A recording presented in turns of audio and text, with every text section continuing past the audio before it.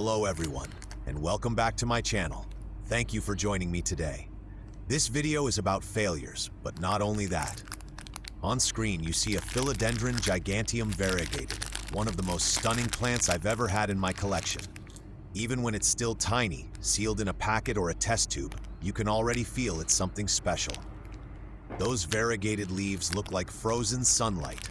White and green splashes, as if someone painted light across them. This species comes from the tropical forests of the Caribbean and Central America.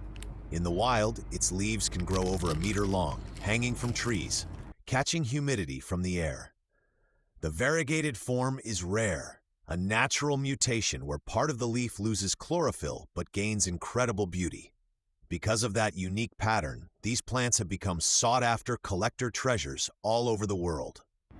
How do they get to us? Usually it starts in tissue culture labs in Thailand, Indonesia, or the Philippines. There, from a single microscopic piece of tissue, dozens or even hundreds of identical plants are grown in sterile conditions. That process is called tissue culture. Every cell has a chance to become a new life. When the tiny plants are ready, they are sealed in sterile gel and packed for a long journey across oceans and borders.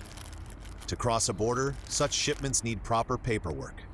A phytosanitary certificate proving that the plants are pest and disease-free, and sometimes a certificate of origin confirming they were grown in a lab, not taken from the wild. Without these documents, no customs officer will let them through. Shipping and certification are expensive, sometimes over £100 per box, so ordering just one plant doesn't make sense. We usually combine multiple species in one shipment. And finally, they arrive. Tissue cultures. Just look at them, so delicate, so beautiful. We all want something that brings small joys to our day, a bit of living green that makes us smile.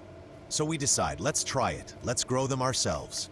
We place an order, ask the lab about quality, about their sterile conditions. They say, everything's perfect, guaranteed clean. And here they come, clear little packets, looking flawless. We begin to plant. First, we open the packet, carefully, using sterilized scissors wiped with alcohol. Then, with clean tweezers, we take out the tiny plant, trying not to damage the fragile roots. We remove the old gel, rinse it away so nothing from the original medium remains. That step is important. The old gel can hide bacteria or fungal spores, invisible to the eye.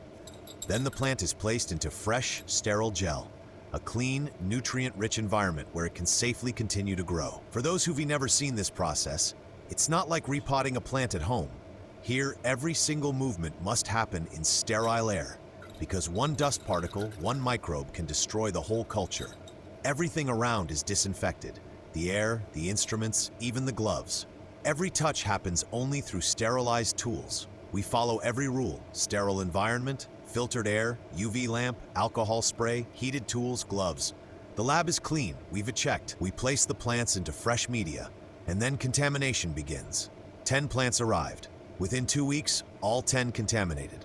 At first you think, it's my fault, I'm still new to this. But after a few tries, you start realizing, maybe it's not me. We prepare the medium correctly. Nutrients, sugars, vitamins. To be safe, we add ppm, a broad-spectrum antibacterial additive that protects against microbes. We plant again, in ppm-enriched gel. Everything should be fine. But no, contamination still appears. So you start asking, maybe the issue is in the source material? Maybe the lab's gel contains some kind of suppressor that hides the infection? And once we move the plant into a clean medium, it finally wakes up and spreads? 8 days later, we take 2 Petri dishes, one with a small piece of the plant, another with a drop of that same gel, and both are contaminated. What does that tell us? That the gel itself probably contains chemicals that temporarily suppress infection. But once you move it to clean agar, the contamination shows up. My lab is sterile. Air filtered through a HEPA system, all tools disinfected with alcohol, Petri dishes sterilized at 120 C for 30 minutes and covered with foil. There's simply no other possible source of infection. So the only conclusion, the contamination came from the supplier lab. And you know, moments like that are hard. Because these little plants aren't just material, they were living things. You care for them, you hope for them, and when they fail, it's always painful. But each failure teaches you something.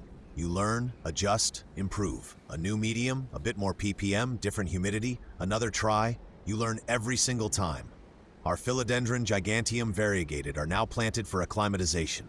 I truly hope these little ones will grow strong. Even if just a few survive, that will already be a victory. And as for the contamination, we'll deal with it. Have you ever worked with tissue culture?